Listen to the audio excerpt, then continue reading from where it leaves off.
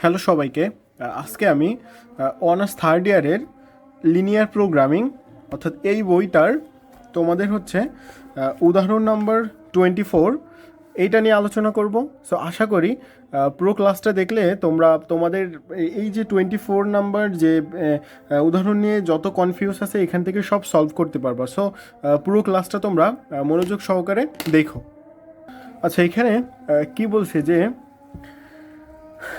একটি টেলিভিশন প্রস্তুতকারী প্রতিষ্ঠান সর্বোচ্চ লাভের জন্য সহজে বহনীয় কতগুলো টেলিভিশনের পরবর্তী সময়ের জন্য প্রস্তুত করতে চায়, কেননা পূর্বের চাহিদা মতে যথাক্রমে 200, 250 এবং 100টি যথাক্রমে টাইপ 1, টাইপ 2 এবং টাইপ 3 টেলিভিশন দরকার।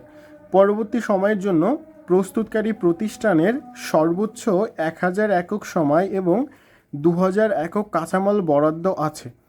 প্রয়োজনীয় উপাত্ত নিচে সারণীর সরবরাহ করা হলো। জাস্ট ওরা যে যা মালগুলো নিয়েছে ওগুলো আমার জাস্ট এখানে লিখে দিয়েছে। তাহলে এখন এখানে কি ধরন দেখো তো, টাইপ 1-এ কাঁচামাল বা র মেটেরিয়াল কত 1.0 মানে 1 সময় এখানে 2 ঘন্টা বা যেটা থাকে, কমপক্ষে প্রয়োজন 200 আর এটা প্রতি এককে লাভ হয় 10। টাইপ 2-তে হচ্ছে 1.5, 1.2, 215, 14। টাইপ 3-তে হচ্ছে 4.0, 1.0, 112 আর বরাদ্দ হচ্ছে 2000, এটা 1000। ক্লিয়ার? তাহলে এর একটা লিনিয়ার গঠন করতে বলছে। তাহলে এখান থেকে আমরা জাস্ট 4টা ধাপে আমরা এর কি লিনিয়ার গঠন করতে পারবো। প্রথম ধাপ যেটা সিদ্ধান্ত চলক, প্রদত্ত সমস্যার মূল সিদ্ধান্ত হলো কোন ধরনের টেলিভিশন কতটি তৈরি করলে মুনাফা সর্বোচ্চ হবে তা নির্ণয় করতে হবে। তাহলে এখন দেখো, টাইপ 1-এ টেলিভিশন X1টি, টাইপ 2-তে X2, টাইপ 3 X3, জাস্ট আমরা ধরে নিয়েছি X1, X2 এবং X3। ওইটা X1, X2, X3 greater than equal 0, 0 থেকে বড় হবে। ক্লিয়ার? টাইপ 2-তে দেখো টেলিভিশনের চাহিদার সীমাবদ্ধতা, এটা হাইস্ট কত 200, এটা কত 250, এটা 100।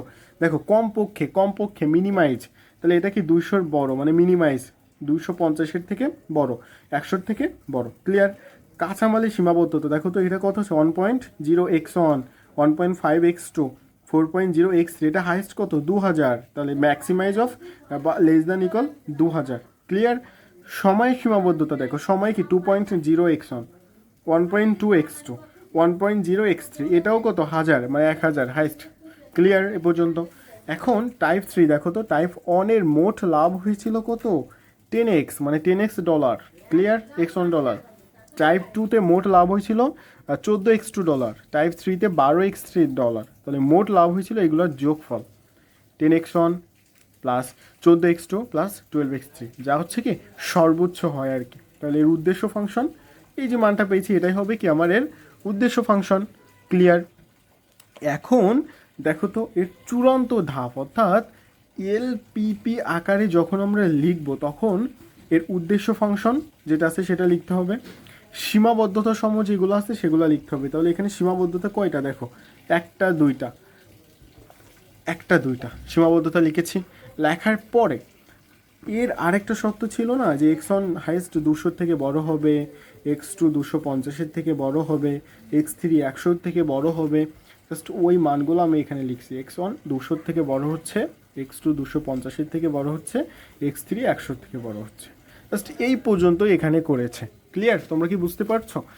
এটা মূলত দেখো তো, আমার প্রথমে সিদ্ধান্ত চলকে ধরে নিতে হবে, টাইপ 2-এ ওর যে সত্য সম লিখতে হবে, টাইপ 3-তে ওর জেডের মান বা উদ্দেশ্য ফাংশন বের করতে হবে, আর চূড়ান্ত বা এলপিপি আকারের জাস্ট ওই মোট যে 3টা স্টেপে আমরা যে কাজগুলো করছি না, ওই 3টা স্টেপের মোট চূড়ান্ত ফলটা হচ্ছে এলপিপি আকারে। ক্লিয়ার? তো আশা করি এটা তোমরা বুঝতে পেরেছো। এরপরে যদি কোথাও কোনো সমস্যা থাকে তোমরা অবশ্যই সেটা জানিও, আর সকলে ভালো থেকো।